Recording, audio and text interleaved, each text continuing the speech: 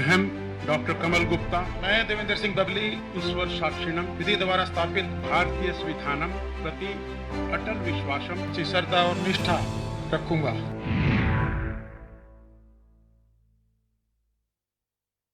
मनोहर के नए मंत्री गुप्ता बबली की एंट्री। जी हां, हरियाणा के गठबंधन सरकार के कार्यकाल को लेकर बात करें तो 2 साल से ज्यादा हो गया और लंबे समय से कयास ये लगाए जा रहे थे कि मनोहर मंत्रिमंडल का विस्तार कब होगा, जो आज हो गया। आखिरकार आज यानी मंगलवार को मनोहर मंत्रिमंडल का विस्तार हो ही गया, जिसमें टोहाना से जननायक जनता पार्टी विधायक देवेंद्र बबली और हिसार से बीजेपी विधायक कमल गुप्ता ने मंत्री पद की शपथ ली। लेकिन अभी यह सस्पेंस बना हुआ है कि इन दोनों मंत्रियों को कौन से विभाग दिए जाएंगे और सबसे बड़ा सवाल यह है कि इस मंत्रिमंडल विस्तार में किन बातों का ख्याल रखा गया है, जो चर्चा का विषय है। डॉक्टर कमल गुप्ता, मैं देवेंद्र सिंह बबली ईश्वर साक्षिणम विधि द्वारा स्थापित भारतीय संविधानम प्रति अटल विश्वासम से श्रद्धा और निष्ठा रखूंगा। सीएम मनोहर लाल ने मंत्रिमंडल विस्तार पर यह कहा कि इस सरकार का पहला और आखिरी मंत्रिमंडल विस्तार है। पहले 12 मंत्री थे, अब 14 हो गए हैं। यह भी कहा कि हम सभी मंत्रियों के कामकाज से खुश हैं। जैसा कि पहले कहा जा रहा था कि कुछ लोगों को मंत्रिमंडल से बाहर का रास्ता दिखाया जा सकता है, वो कयास आज खत्म हो गए। हरियाणा के डिप्टी सीएम दुष्यंत चौटाला ने कहा कि दोनों नए मंत्रियों को बधाई। इसके साथ ही उन्होंने मंत्रियों की तरफ से अच्छे काम की उम्मीद भी जताई। हरियाणा के राज्यपाल बंडारू दत्तात्रेय ने राजभवन में देवेंद्र बबली और कमल गुप्ता को शपथ दिलाई। देवेंद्र बबली जहां जाट समुदाय से हैं, तो वही कमल गुप्ता वैश्य समाज से आते हैं। मंत्रिमंडल विस्तार से पहले चर्चाओं का बाजार गर्म था कि इन 2 नए मंत्रियों के अलावा इस मंत्रिमंडल में परफॉर्मेंस के आधार पर पुराने चेहरों में बदलाव करके नए लोगों को मौका मिल सकता है। लेकिन अब इन सारी अटकलों पर विराम लग गया है और इस विस्तार के बाद कुछ सवाल भी हैं जिन पर आज चर्चा करना जरूरी हो गया है। वो सवाल क्या है कि करके आपको दिखाते हैं।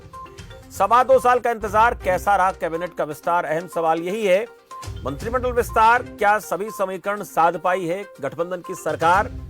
मनोहर मंत्रिमंडल पूरा हो गया, किसका ख्वाब अधूरा रहा, यह भी सवाल है। कुछ लोगों को इंतजार था कि उनका नंबर आ सकता है। गुप्ता बबली की एंट्री हो गई है, अब ये किस वजह से इन दोनों की एंट्री हुई है, इस पर भी सवाल करना जरूरी है। आपके मन में भी ऐसे कुछ सवाल चल रहे होंगे। आपकी स्क्रीन पर नंबर चल रहे हैं, नंबर पर कॉल करके आप हमारे खास मेहमानों से सवाल कर सकते हैं, पूछ सकते हैं। ये नंबर लगातार स्क्रीन पर आते रहेंगे और आप भी इस चर्चा में जुड़कर मंत्रिमंडल विस्तार को लेकर आपका ख्याल क्या है, नेताओं को लेकर आपका क्या मानना है, जो इस वक्त हमारे साथ जुड़ेंगे। 2 खास पार्टियों के प्रवक्ता मेरे साथ रहेंगे, उन दोनों से मैं बातचीत करूंगा, लेकिन आप भी बात कर सकते हैं।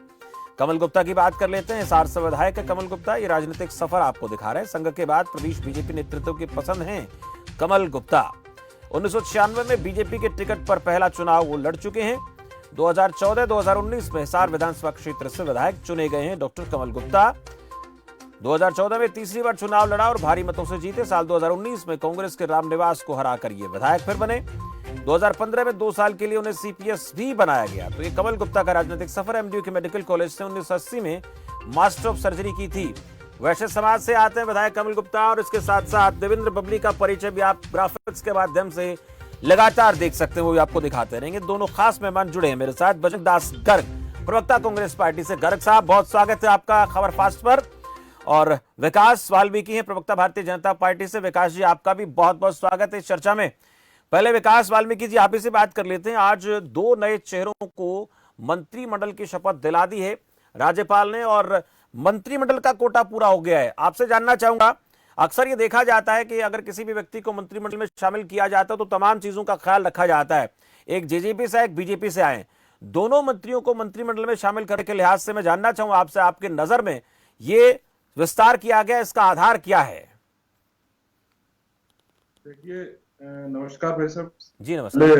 मैं आपके चैनल के माध्यम से जो दोनों हरियाणा प्रदेश के मंत्री हैं, उन दोनों को बधाई देना चाहूंगा और जी देना चाहूंगा।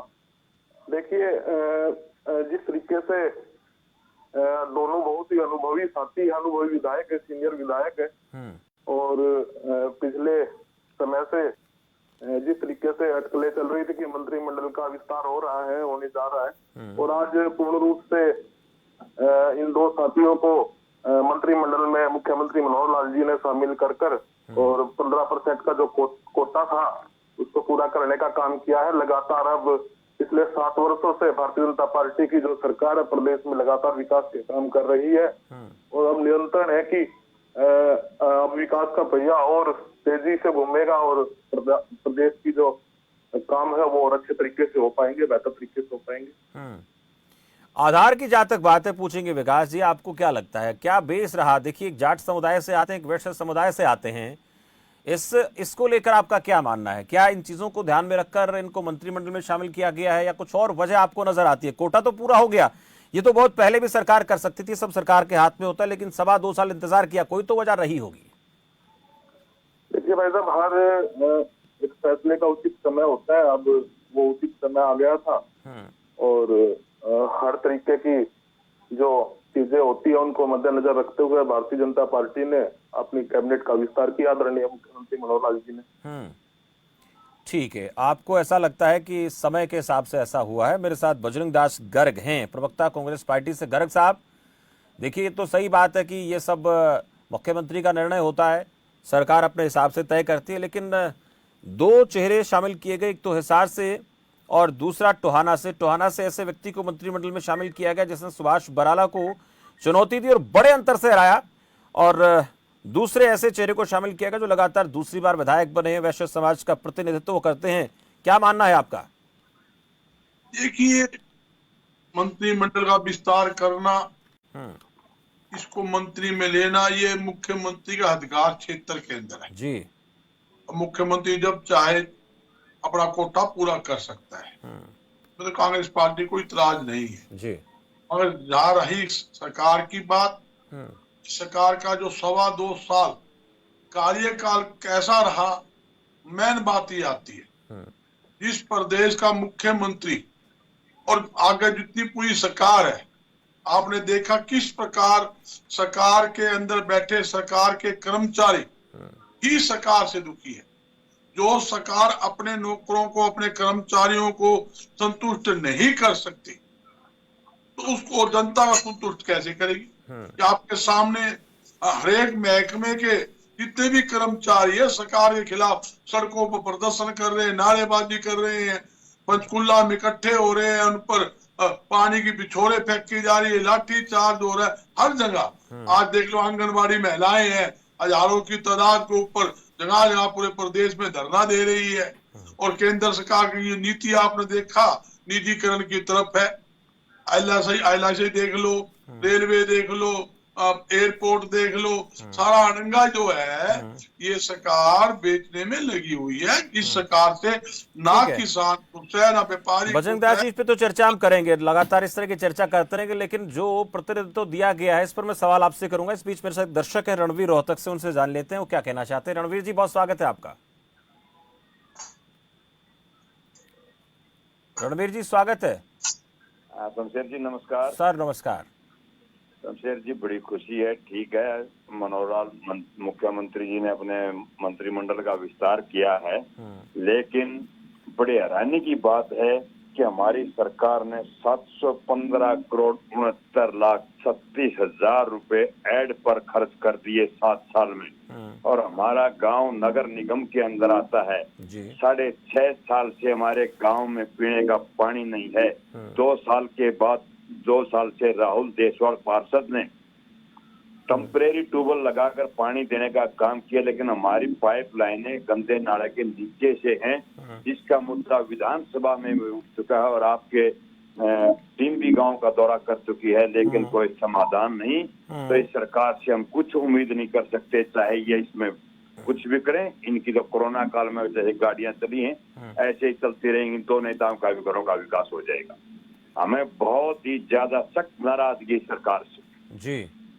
चलिए, क्योंकि सिर्फ लूटने में लगी है, जनता के पैसे को बर्बाद करने में लगी है, विकास का नाम कहीं भी नहीं है। चलिए, बहुत शुक्रिया रणवीर जी, मैं रोकूंगा आपको। आपका इस सवाल जो है, लगातार प्रवक्ताओं को, नेताओं को हम नोट कराते हैं। विकास जी, अगर आप भी चाहें तो उसको नोट कर सकते हैं।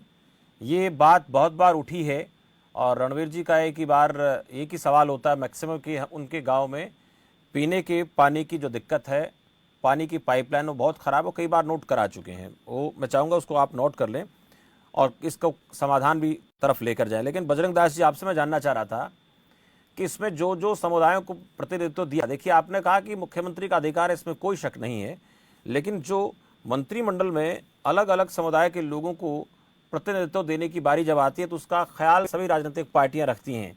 इसको लेकर क्या मानना है, बैलेंस है मंत्रिमंडल या इसमें कहीं और आपको गुंजाइश नजर आती है? इसको लेकर तो विपक्षी नजरें रहती होंगी ना सरकार पर।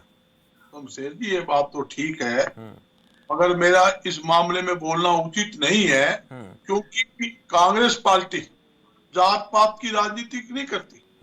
कांग्रेस पार्टी जो छत्तीस बरादरी की पार्टी है, हर एक बरादरी को साथ लेकर चलती है। मैंने पहले भी कहा कि ये मुख्यमंत्री अधिकार क्षेत्र किसी को बनाए, 2 मंत्री बनाए हैं, उनको मैं बधाई भी देता हूँ कि 2 मंत्री बने हैं, अच्छी बात है। एक्चुअल में 2 जो मंत्री बने हैं वो दोनों हिसार जिले समझ लो आप, तो टुवाना जो है पुराना हिसार जिले के अंदर हुआ करता, एक किस्म से दोनों मेरे मित्र भी है, मैं उनको बधाई भी देता हूँ। मगर आप ये देखिए, तो आपके इलाके को प्रतिनिधित्व ठीक मिल गया ना? मैं कह रहा हूँ, मैं खुद एग्री कर रहा हूँ, मगर मैं जात पात पे नहीं जाता कि बैलेंस की बात आपने की, मैं उस पर नहीं जा रहा। पर एक बात जरूर कहूंगा, आपने देखा, मेरे साथी ने भी आपके टीवी चैनल पे कहा, कोरोना काल के अंदर किस प्रकार प्रदेश का किसान, कर्मचारी, मजदूर, व्यापारी कितना दिक्कत में आया, व्यापार में उद्योग लगातार ठप रहे, इस सरकार ने किसी प्रकार की सूद नहीं ली। यहाँ तक कि इन्होंने बंद दुकानों के, बंद फैक्ट्रियों के बिजली के बिल, पानी के बिल, हाउस टैक्स तक ले लिए और जनता को किसी प्रकार की सुविधा तक नहीं दी, ना ऑक्सीजन। ठीक है बजरंग दास जी, मैंने एक सवाल किया था, उसका आपने जवाब दिया। इन मसलों पर बात हम लगातार करते रहेंगे। 2 दर्शक मेरे साथ जुड़ गए हैं। राजेंद्र कुमार हैं नारनौल से। राजेंद्र जी, स्वागत है आपका। हाँ जी, नमस्कार जी। सर नमस्कार। सर, हम ये कह रहे हैं, ये मंत्रिमंडल का अधिकार तो मुख्यमंत्री जी को ही होता है, और उन्होंने जो मंत्रिमंडल का विस्तार किया ये ठीक भी है, लेकिन वो कह रहे जो फर्स्ट वो एमएलए उन्होंने चॉइस की थी, वे प्रथम एमएलए उन्होंने छाते थे, उनका क्या हाल है? उनको फिर किस चीज के प्रथम थे वो?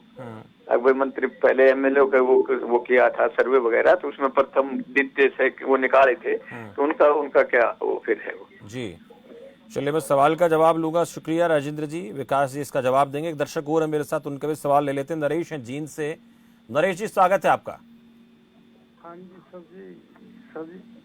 सर जी बुढ़ापा पेंशन आ रही जी हमारी अभी तक। नरेश जी, बुढ़ापा पेंशन आपकी आई नहीं है, आप क्या करते हैं? परिवार की आमदनी क्या है? इसको लेकर भी कई बार सवाल उठा है। आपकी दंपत्ति की आमदनी क्या है? पति पत्नी की आय कितनी है? हमारी आमदनी तो है जी, आमदनी तो है ही नहीं जी कुछ भी जी। कब से नहीं आई है? पेंशन से ही काम चलता है जी हमारा। कितने, कब से नहीं आई है नरेश जी आपकी आमदन पेंशन? इसी में नहीं रही है जी, इस महीने की नहीं आई है। ठीक, ये हालांकि मसला ये नहीं है आज, पर ये भी विकास जी से जवाब लेंगे। शुक्रिया नरेश बातचीत के लिए। विकास वाल्मीकि जी, दर्शक का कॉल आया कि विकास को लेकर सवाल उठे, वो भी आपने सुना, और बजरंग दास जी ने भी कई सारे आरोप लगाए।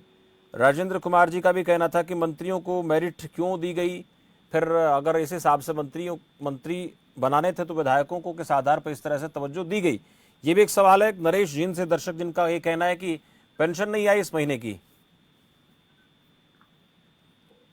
देखिए भाई साहब, पिछले 7 साल से भारतीय जनता पार्टी की सरकार इस प्रदेश में है। पिछले 2.25 साल से हम बीजेपी के साथ गठबंधन में है, और पिछले 7 साल में जिस तरीके से आदरणीय मुख्यमंत्री मनोहर लाल जी के नेतृत्व में हमने हर हलके का विकास करने का जो काम किया है वो जनता के सामने है, और विपक्ष के पास दूसरा कोई मुद्दा तो भाई साहब बचा नहीं है। अभी छोटी छोटी बातों को लेकर सवाल खड़ा कर रहा है।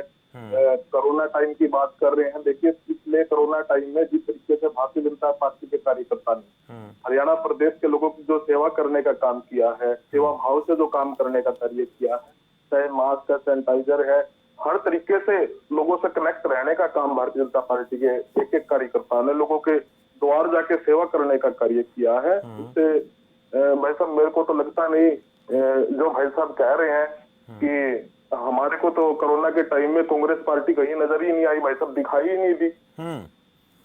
ठीक है, एक सवाल मेरा आपसे और रहेगा, लेकिन इस बीच दर्शक मेरे साथ जुड़े हैं ब्रजेंद्र बहादुरगढ़ से। ब्रजेंद्र जी, स्वागत है आपका। हाँ सर, मेरा सवाल ये है सर जी। हम जो है कंपनी में नौकरी कर रहे हैं सर हम, और तनख्वाह बहुत कम है जी, गुजारा नहीं हो पाता। इसमें जो है सरकार जो है मजदूरों पर भी थोड़ा ध्यान दे, श्रमिकों पे जी, इनकी सैलरी बढ़ाई जाए सर। कितनी सैलरी पा रहे हैं आप? विजेंद्र, कितनी तनख्वाह मिल रही है आपको? 12,895 रुपए मिल रही सर जी। क्या काम करते हैं आप कंपनी में? क्या क्या है आपकी जिम्मेदारी, किस तरह की निभाते हैं आप कंपनी में? मैं जूनियर फिटर हूँ सर। फीडर हैं आप? हाँ, जूनियर फिटर सर। फिटर जी। हाँ जी। और कितने कंपनी में लोग काम करते हैं? है जी। कितने लोग आपकी कंपनी में काम करते हैं? हमारी में तो 300 है सर।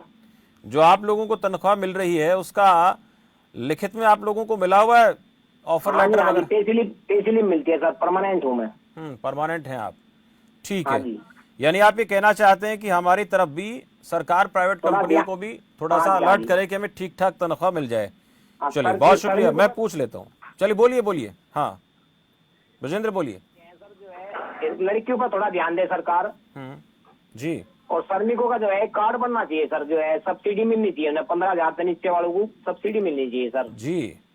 जो लाख रुपए कमा रहा है वो भी 900 में सिलेंडर भरवा रहा है, जो 10,000 12,000 रुपए कमा रहा है वो भी 900 में सिलेंडर भरवा रहा है सर जी। तो महंगाई के हिसाब से जो है मजदूरों पे भी थोड़ा ध्यान दे सरकार। और लड़कियों की शादी में सर ये जो है 51,000 रुपए मिल रहे हैं सर श्रम मंत्रालय की तरफ से, जो है इन्हें जो है बढ़ाया जाए, कम से कम लाख रुपए करे जाता। जी विजेंद्र, बहुत शुक्रिया हमसे बातचीत के लिए। विकास वाल्मीकि मेरे साथ हैं। विकास जी, आवाज सुन रहे हैं आप?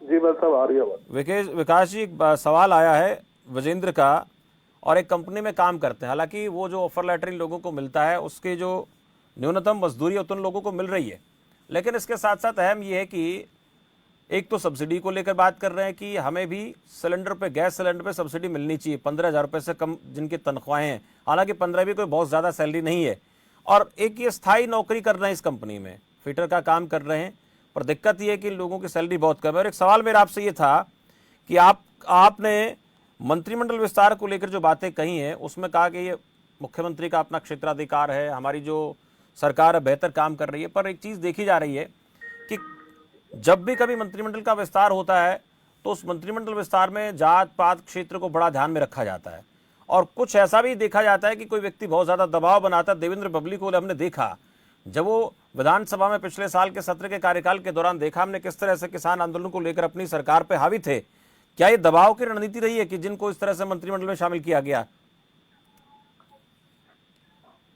देखिए भाई साहब, जो पहला सवाल बहादुरगढ़ से आया था उसके बारे में बताना चाहूंगा कि पिछले कुछ समय से जैसे प्रदेश के अंदर जिन लोगों की आय 1,80,000 रुपए से कम है, ऐसे परिवारों को हम परिवार पहचान पत्र के माध्यम से चिन्हित कर रहे हैं। ऐसे शुरू में 1.5 लाख परिवारों को हमने चिन्हित किया है, उसके बाद हमने रोजगार मेले लगाने का काम किया है। उसमें लगभग 90,000 लोगों ने भाग लिया है रोजगार मेले, और उसमें से 90,000 लोगों को चिन्हित करके अब हम आगे का जो प्रोसेस है उसको शुरू करें, कैसे इन लोगों की आय 1,80,000 रुपए से ऊपर की जाए, इस विषय पे काम कर रहे हैं। और इसमें लगभग भाई साहब मैं बताना चाहूंगा 16 से 17,000 परिवारों को बैंकों के माध्यम से लोन दिए जा चुके हैं, और हमारे पास ऐसे लगभग 50 योजनाएं हैं जिनके माध्यम से सरकार जो गरीबों की आय है उसको बढ़ाने का काम कर रही है। नरेश का भी कॉल आया था जींद से बुढ़ापा पेंशन को लेकर। मुझे लगता है नरेश ही थे जो हमसे बातचीत कर रहे थे इस बारे में, उनकी पेंशन नहीं आई है। विकास जी, भाई साहब देखिए, अभी पिछले कुछ समय में आपने देखा है कि बुढ़ापा पेंशन की जो लोग पात्र नहीं थे उन लोगों की कुछ पेंशनें कटी है, तो उसमें पता नहीं क्या उन्होंने पूरा जो अपना आय का स्रोत है वो क्या है, अब वहाँ टेक्निकली फंड क्या है वो पता नहीं। बाकी ऐसा है नहीं कि जो लोग पात्र है उनको बुढ़ापा पेंशन जा रही है सर।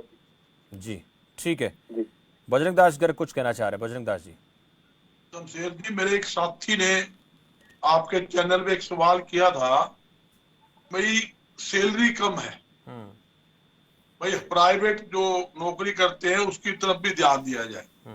तो सरकार क्या ध्यान देगी? सरकार जब खुद ही निजीकरण कर रही है सरकारी विभाग का, जब वो खुद प्राइवेट अंदर लेकर जा रही है तो सैलरी ऑटोमेटिक कम होगी।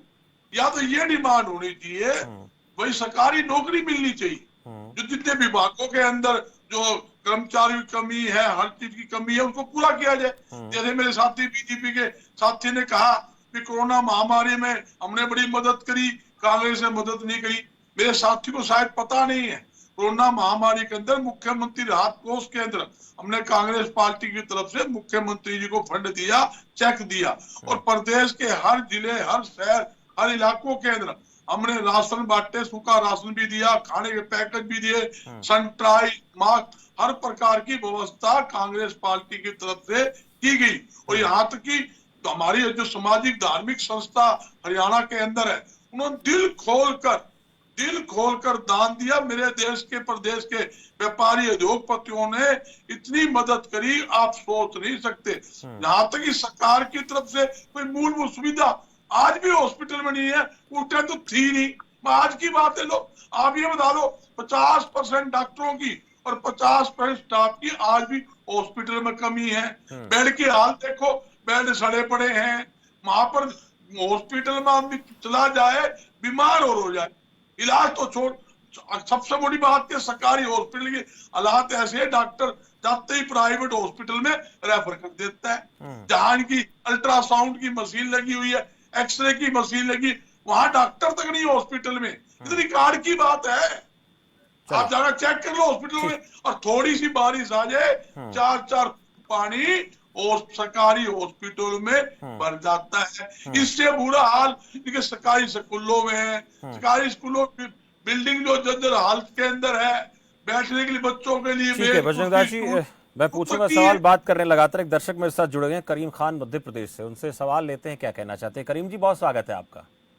चलिए संपर्क उनसे टूट गया। विकास वाल्मीकि जी, मैंने एक सवाल आपसे किया था देवेंद्र बबली को लेकर के, देखा हमने विधानसभा में किस तरह से उन्होंने दबाव बनाने की कोशिश की थी। एक सवाल मेरा और ये भी सामने आ रहा था कि कुछ लोगों को मंत्रिमंडल से हटाकर, ये चर्चाओं का बाजार गर्म था कि कुछ पुराने चेहरों को बदला जा सकता है, नए चेहरे इसमें शामिल किए जा सकते हैं। और ये भी सामने रहा कि कुछ लोगों की उम्मीदें बहुत ज्यादा थी कि इस बार उनको मंत्रिमंडल में जगह दी जा सकती है, ऐसी खबरें निकलकर सामने आई। लेकिन अब अचानक से सब कुछ जो विस्तार हुआ उससे सारी चर्चाएं जो है कहीं ना कहीं रुक गई हैं, उनके ऊपर विराम लग गया है। क्या ऐसी चर्चाएं थी सरकार की तरफ से, या उनके सामने कुछ ऐसी बातें पेश आई थी? देखिए जी, चर्चाओं के बारे में तो क्या बताएं। चर्चाएं तो सबकी आस तो होती है, लेकिन जो पार्टी हाईकमान का अपना फैसला होता है और ये मुख्यमंत्री जी का अपना विशेष अधिकार होता है कि अपनी कैबिनेट में किसको शामिल करना है, किस विधायक को शामिल करना है। चलिए, ये सब मुख्यमंत्री का क्षेत्राधिकार होता है, लेकिन आज मंत्रिमंडल का विस्तार हुआ, 2 नए चेहरे इसमें शामिल किए गए, 2 जगह खाली थी, दोनों जगह भर गई हैं। और सीएम ने यह कहा कि जो विस्तार हुआ है वो पहला और आखिरी विस्तार है, लेकिन अब देखना होगा कि ये पहला और आखिरी विस्तार है, आगे आने वाले दिनों में इस और बदलाव हो सकता है। बहुत शुक्रिया बजरंग दास जी, विकास जी, आप दोनों का इस चर्चा में जुड़ने के लिए। जननायक जनता पार्टी की एक विधायक को आज मंत्री बनाया गया है और दूसरी तरफ भारतीय जनता पार्टी के भी एक विधायक को मंत्री बनाया गया। 3 मंत्री जो हैं वो जननायक जनता पार्टी से, 11 जो हैं वो भारतीय जनता पार्टी से मंत्री, टोटल 14 इतना ही मंत्री बना सकती है मनोहर सरकार।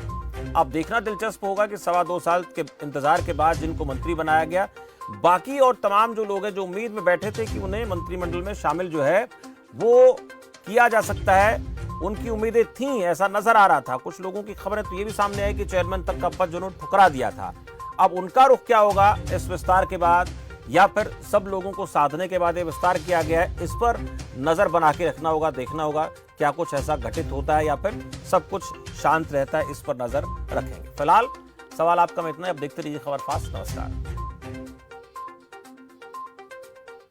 अहम डॉक्टर कमल गुप्ता, मैं देवेंद्र सिंह बबली ईश्वर साक्षिणम विधि द्वारा स्थापित भारतीय संविधानम प्रति अटल विश्वासम से श्रद्धा और निष्ठा रखूंगा।